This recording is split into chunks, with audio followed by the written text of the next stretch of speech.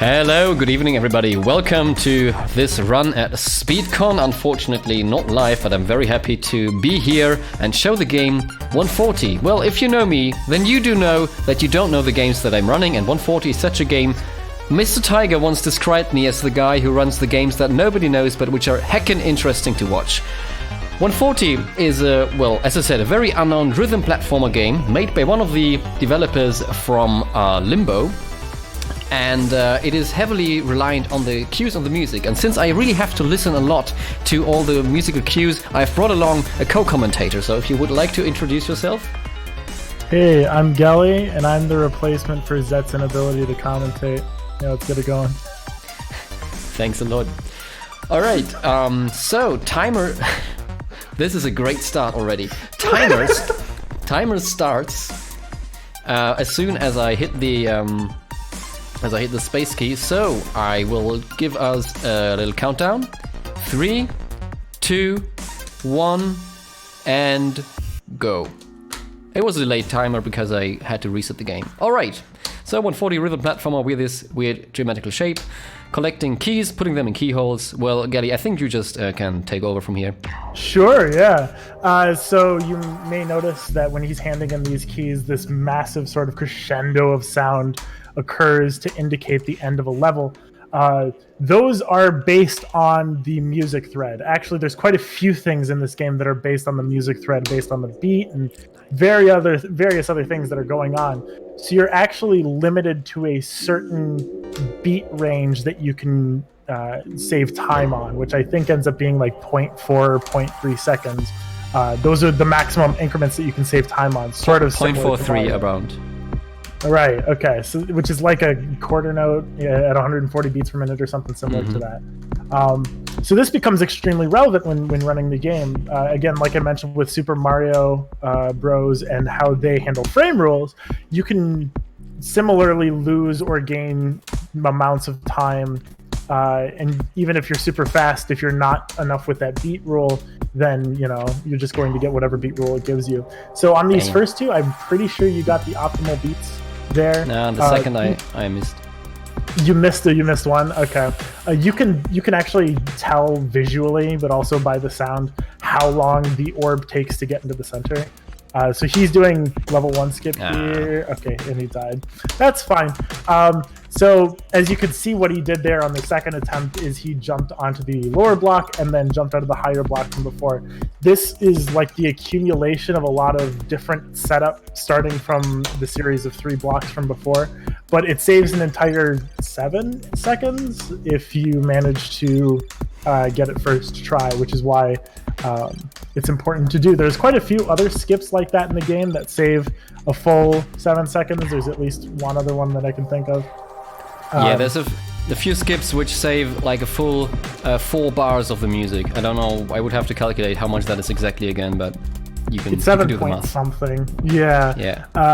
But most of the time, time is saved in increments of beat rules, or the 0.43 like mentioned. So coming up here is Groom, maybe? I'm guessing you're going to at least go for it. I am going for it, yeah. Radical. So Groom relies on something like a pixel and frame perfect jump in order to execute here.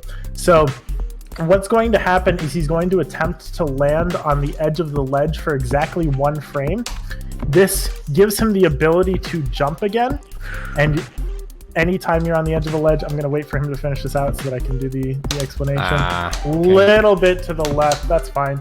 But if you land on a ledge for exactly 1 frame, it doesn't take away your downward momentum, but it does refresh your ability to jump again. And because in this game, the coyote time, or the amount of time that you can jump after falling off the ledge, is really long, it's something like 11 frames, a third of a second. 10 or something, 10, 11-ish. So like a sixth of a second. It's a really long time after falling off of a ledge. The aim is that you want to... Oh yeah, elevator skip. I always forget about this one because it's not super flashy, but instead of waiting on the elevators there, it does save a lot of time, but it is super easy and embarrassing to fail, which thankfully you didn't fail. So, but yeah, you can jump on the middle elevator while making it over to the other side. Pretty small thing, but I think that does save like a full 7 seconds because you don't have to wait through some cycles. Yeah, good stuff. Actually, before I explain the corner catch, it will be more relevant when we get to level 4. I don't think it's like relevant until then.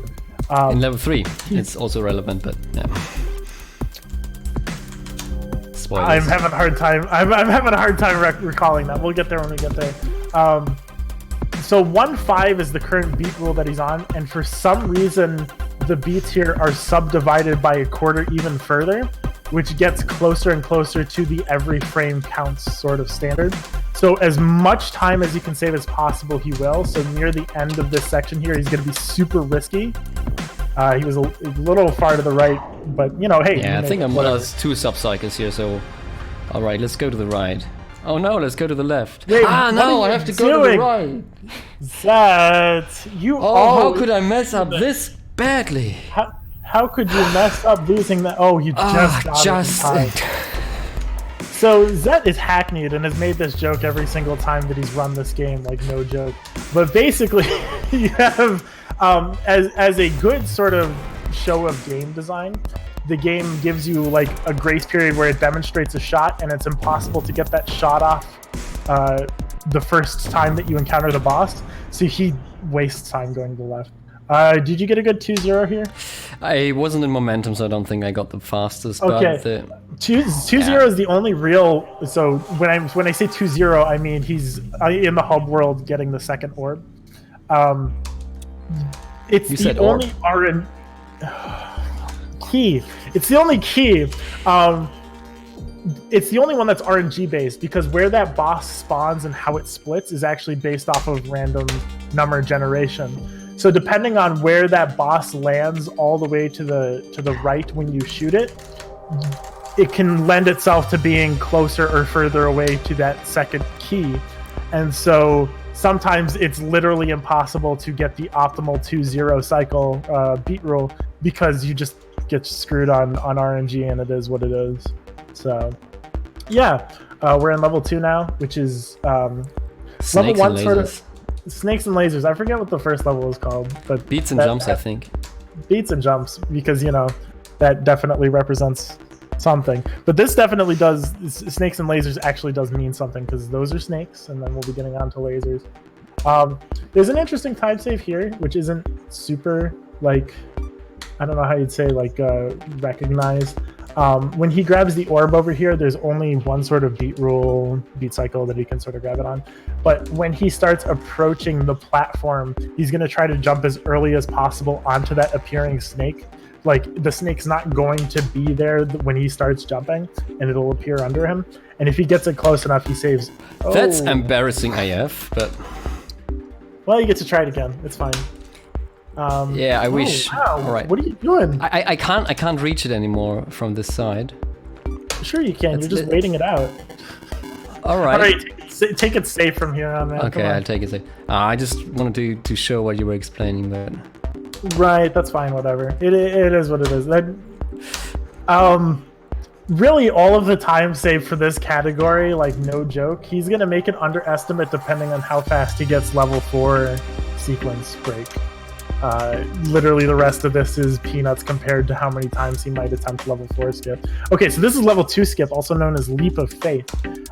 This is a really tight cycle that you can get based on the jump from this first pillar here. Yeah. Very good! Alright, fantastic. That's easy every time. I failed the bridge like 3 times, but this one first try, nice. And that trick is particularly wild because the jump from the pillar has a lenience of like 3 frames if you don't do a coyote jump, which is why a lot of people try to do a coyote jump, because you have more distance. Which I also did. Did you? I didn't notice. Yeah. Okay. Well, so then that's an additional sort of set of frames, but it's still an extremely tight trick. And he managed to pull it off first try. It's actually the trick that has doomed my PB for so long. The reason that I don't get as many attempts out as I used to was because level 2 skip, the Leap of Faith there is really hard to achieve. And I wanted to swag and I failed. Don't do swag. So this doesn't matter, but because Zet believes, he wants to show off, he died to pretty much the easiest thing ever because he chose not to wait. I don't think you got it there, did you? Didn't even get it. Did you even go for it? Right. Okay. So yeah, there's a beat cycle that can be saved there. On older versions of the game, it was frame perfect. On newer versions of the game, it's a lot easier, but it's again one of those things where if you're too late, you miss the orb entirely, and that's a full like 7-second time loss. So instead of doing that, he's just making his merry way. With the gravity changing here, it introduces like one of the hardest, in my opinion, beat cycles to get. 2-4. At the end here, he's going to have to fall and grab an orb in such a way where the gravity brings him back up. Depending on when you fall off, which is, at least to me personally, really hard to judge, you can either miss the orb entirely because it flips gravity earlier, or you can grab the orb but end up falling for too long for you to recover to save the beat cycle. So we'll see how this pans out here at the end here. He's going to do his chip or whatever. Oh yeah, you do checkpoint setup. Crafty. Could be too late. Nah, I was too late, yeah. Too late. Yeah, so you can see that he's trying to save 0.43 seconds. That was too... But he lost 7 by failing it. Yeah, that wasn't it. That wasn't it. It's really hard. It's counterintuitive because you have to touch the orb as late as possible so that you can be back at the keyhole as early as possible. I use a combination of checkpoint positioning and beat counting. Yeah, that's one of the more interesting things about a speed game like this, is that you're constantly relying on the beat cycle and being able to understand the modicum of music theory, at least to be good at this game. Like, I remember there used to be a setup where y'all did like triplets. You were counting triplets. I have no idea what that even means. Still doing that though. Oh, do you still do? Yeah. Does EV still require triplets? That's obnoxious. I don't think it does, but it's safer. Yeah. This boss is predetermined for the most part, so there's really nothing interesting. I mean, every so often someone does die here, and it's embarrassing. Don't do it, Zet. Don't die. This is the easiest boss of your life. But, again, it is just a matter of avoiding the static square in the center and making it over to level 3 here. But yeah, this is like the easiest. Like, this is even easier than the level 1 boss once you know how everything's going on. Like, even the level 3 boss is a little bit difficult at times. This one is just a matter of timing things in your head, and after a while, with enough practice, it's easy peasy. He's not going to die on this last shot. He's definitely not going to... Yeah, okay, give me it. Did you try to jinx anything? Like that is sort of the point. So now we're on to level 3, which is... I think it's the hardest one in all levels. There is one really hard trick in level 4, but it makes the rest of the levels so easy. So we're first moving on to... Are you going to do Mel? You're going to do Mel. This is the Game Guy Bridge, named after Game Guy, who found a trick for it. What is going on? Why is my... Yeah. You were frames late there. Yeah, you do aggressive setups here. I'm not surprised that you're dying on this block here. It is what it is. So what he's going to try to do is get a corner catch on the second square here. Oh, a little bit too far to the left. Yeah, that and looked then really he's trying good. to do the Widow backup. There's a whole history with this bridge. Which come on. is super, super interesting. Gonna give But this a couple more basically, attempts. Mill has made everything so much too easier far. because... Oh, okay, you got Widow. Good stuff. It's the backup. So normally the way that you're supposed to do this is sort of like unary counting. So you go onto the first block and then you jump off, and then you go from the first block to the second block, and then you run back, and then it takes forever. So there's a couple of strategies that have been used to mitigate that much time. The one that he was trying to do involved, yeah, you're right, it's a corner catch. Landing on the edge of a block in such a way where it activates it, but you're also still falling, so you can just make a much shorter jump onto that third block, and then you'll be fast enough to make it all the way back.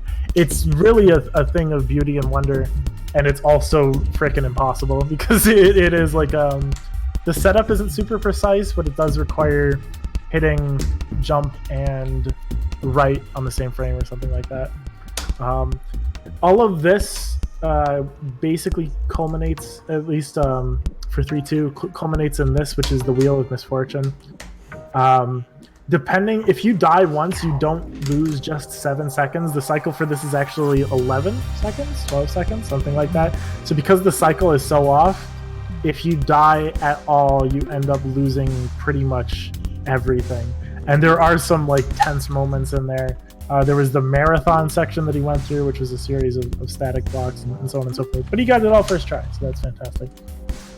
The next thing that he's setting up for here is EV skip. Ah, funked. That sucks. Yeah, you can't do it now because you missed. Yeah, now I can't. Yeah, now the timing is. It's fine. Misread the distance to the ledge. That's unfortunate. It is what it is. So the orb here, it lands on. It sort of pops down onto certain blocks during the music cycles, and if you're precise enough with how close you are to the static when you're making your way over, you can actually grab it when it's in the middle, which saves like a ton of time versus having to wait for it on the first block. There are ways to save time on the first block. I think you did fast Zet skip or slow Zet skip. I think like slow, that, yeah.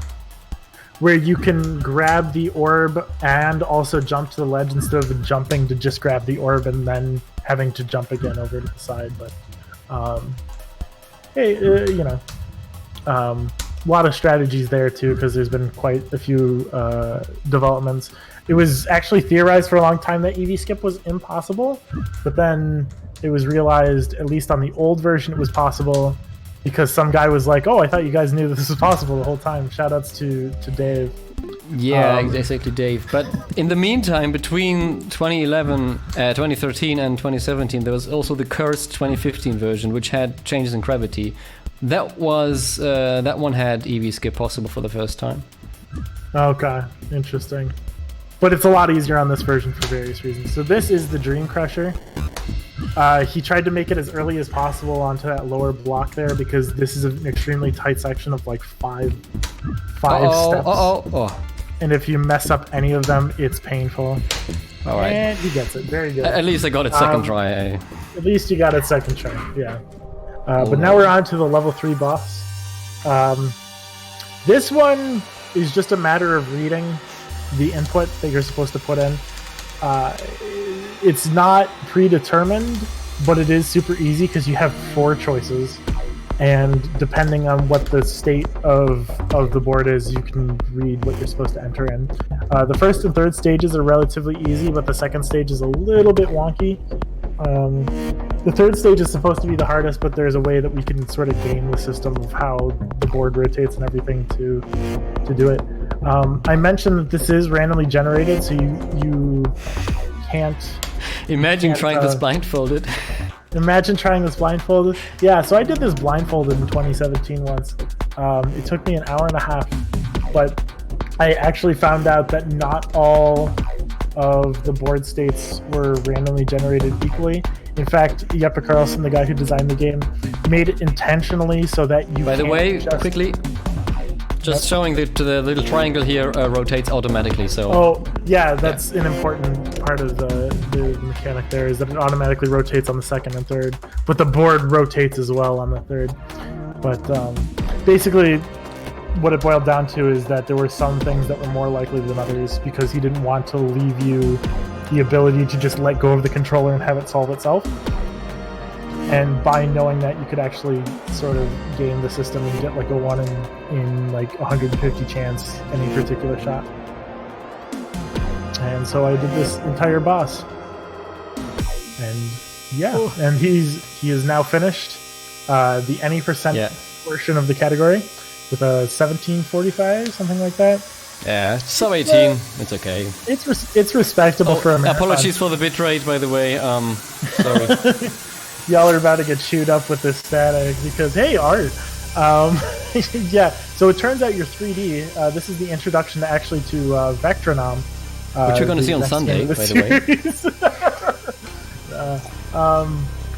But interestingly, and something that irks me a little bit, is that this isn't actually the ending of the game anymore. He added a 4th level that does like come after, so the real ending of the game isn't quite as epic and cool as it. But it is what it is. That's why I argued for out of free order level execution. Yeah, free level order for all levels. which lets you do the levels in any order, so you can end on 3 and not include that cutscene in the play. But I don't think that's quite as popular as just playing the levels through and through. So this is level 4. This is actually a really cool level because the music isn't... I don't know how you term it. There's like a term for it. It's not just like, you know, beat, beat, beat, beat. It's like... It's a bit polyrhythmical. Yeah, okay, sure. We'll go with that. Polyrhythmic. Where the beats are just a little bit weird, and that makes this so much harder if you have no idea what's going on. We'll see here that you can actually also use that to game the system a little bit, because like for a very small period of time, sometimes it becomes solid and sometimes it becomes you know, static for a very small period of time. So if you time it just right, you can actually get through these way faster than it was intended. He's actually nailed both of the examples that I thought of pretty quickly there. And then here he's going to try to jump onto this as early as possible. Yeah, might get the turnaround though, but not the earliest cycle. Not the earliest cycle. The way that you're supposed to do this is you're supposed to do a lot of waiting, but in theory... Oh, that was like a frame away. It was like the final frame, yeah. So it wasn't necessarily the fastest cycle because he wasn't early there, but he was early enough to grab the orb and then jump off just before it would have killed him. So good showing on this level. So now we're on to the only sequence break that has ever existed in 140 ever. There is a, as with most of the sections in this game, anytime you hand in an orb, it unlocks an ability or a section or something like that. It's very Metroidvania in that way. Shoutouts to Metroidvania. I don't know what I'm saying. But as it turns out, a section that you aren't supposed to be able to cross is technically crossable by using a corner catch. So what he's going to try to do is he's going to try to set this up in such a way where he gets a corner catch and he feeds himself through the static walls. I don't know if you do level 4 on a regular enough basis to where you could do this without the corner catch. But it legitimately, even though this is like pixel and frame perfect to get, I don't know if it's frame perfect. But I give it a couple of attempts because it's so cool when it happens. So let's say when the timer hits 23, I will proceed. But too early. But worked fine in practice, though. Yeah. Depending on how, if he does manage to get this, the rest of the level is actually so much easier. And in fact, he can skip a key by doing this because he's actually grabbing the key ahead of time here.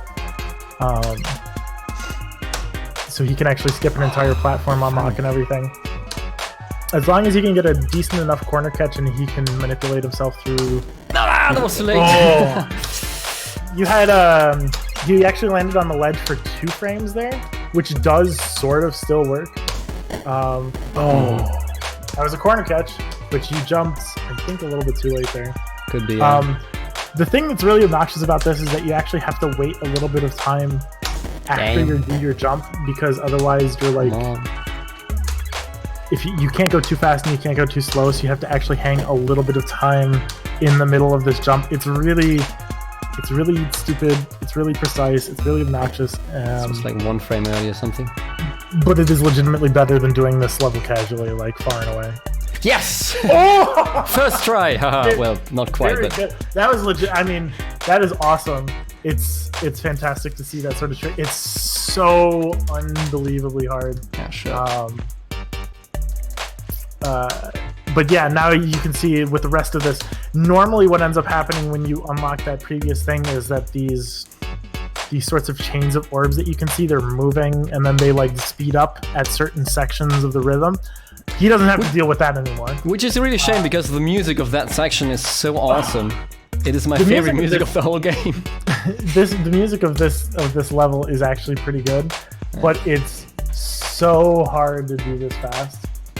That this sequence break, even though it took him like a minute or 2, I don't know how long it took him. Even though it took him a decent amount of time, it's going to be way faster than... Don't touch that one. Intended. I don't think you can grab that one. I don't think you can either. But now what he's going to do is he's handed him that key, and he's going to hand in the key that was intended for that platform, because this game doesn't actually distinguish between keys.